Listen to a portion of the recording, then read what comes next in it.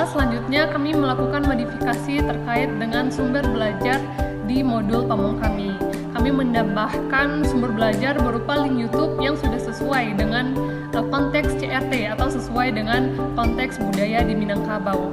Untuk sumber YouTube-nya dapat dilihat pada link di bawah ini. Selanjutnya, kami melakukan modifikasi terkait dengan contoh teks anekdot yang terlampir di dalam modul guru Pamong kami. Contoh teks anekdot yang diperbaiki sudah kami sesuaikan dengan konteks kebudayaan siswa yang tinggal di Minangkabau.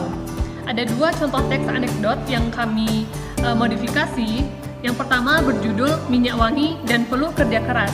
Dan contoh teks yang kedua adalah Hitanan Rudi dan juga Kebiasaan Unik. Baiklah, kali ini saya akan menjelaskan tentang memodifikasi rencana pembelajaran yang dilaksanakan di SMA Negeri 1 Sumatera Barat, yaitu modul teks anekdot yang ada di kelas 10. Yang pertama, menyesuaikan dengan pembelajaran yang berdiferensiasi atau developmentally appropriate practice. Pembelajaran yang berdiferensiasi atau disingkat dengan DAP, yaitu pendekatan pendidikan yang mengutamakan pemahaman tentang tahap perkembangan anak, baik secara fisik, kognitif, sosial, maupun emosional.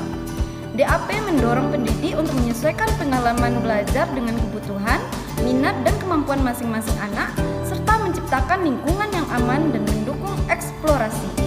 Pendekatan ini juga melibatkan orang tua untuk mendukung perkembangan anak di rumah dan menekankan pentingnya kegiatan yang menarik dan relevan yang baik untuk anak. Dengan demikian, DAP membantu anak mengembangkan keterampilan yang diperlukan untuk belajar dan berinteraksi dalam masyarakat. Saat kami mengobservasi teks anekdot di kelas, kami selalu memperhatikan perbedaan kemampuan belajar tiap siswa. Kali ini kami membagi siswa ke dalam beberapa kelompok berdasarkan tingkat pemahaman mereka. Kelompok pertama yang lebih mampu kami berikan tugas menganalisis rumor dalam teks anekdot dan mencari kaitan dengan kehidupan sosial.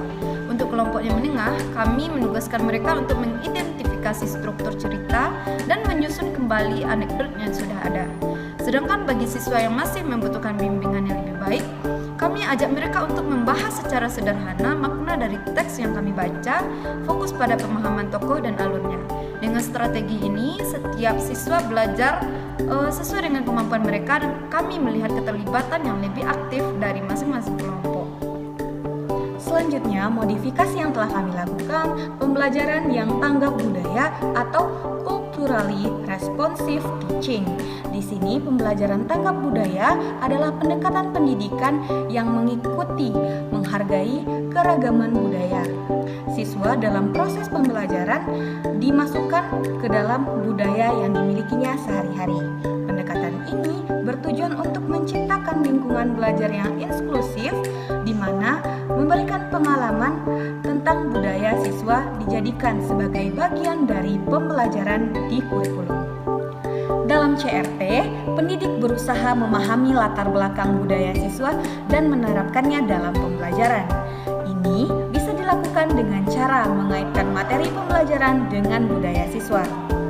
Menggunakan metode pengajaran yang sesuai dengan gaya belajar mereka, mendorong dialog dan interaksi antar budaya, sehingga CRT tidak hanya membantu siswa merasa lebih dihargai dan diterima, tetapi juga meningkatkan motivasi dan keterlibatan mereka dalam belajar. CRT menghasilkan pengalaman pendidikan yang lebih efektif dan bermakna. Kami memodifikasi teks anekdot sesuai dengan budaya Minangkabau yang telah kami tampilkan di dalam modul. Selanjutnya, pembelajaran yang sesuai dengan level atau teaching at the right level. Pembelajaran yang sesuai level adalah pendekatan pembelajaran yang berfokus pada penyesuaian materi dan metode pengajaran dengan tingkat kemampuan masing-masing siswa.